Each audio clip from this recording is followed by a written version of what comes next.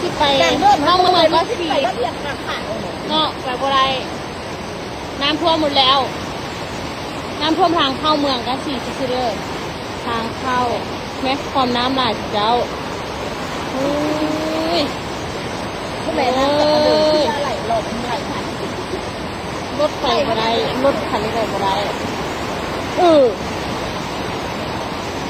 ทีละเซลทีละเซลเรียกมือเนี่ยเจ้าความแหงของน้ำจ้าจะไปยืนจังหนังไหลมาพอดีตายเส้นทางเมืองกะสีทางเข้าเมืองกะสี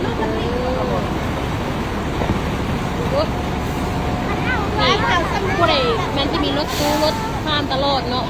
ทางเข้าเมืองกะสีไปทางเมืองนางเมืองหัวข้าวบางเนี่ยนะไปบ่ได้เพราะว่ารถคาเบิดเลยไปบ่ได้พวกมันจะไปรูดน้ำเดี่ยวไป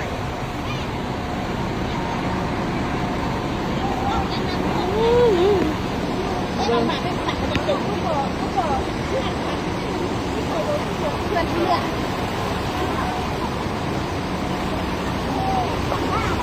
บ่เคยเห็นน้ำท่วมจะเกลือเนาะก็จะมาเจอกับตัวเองได้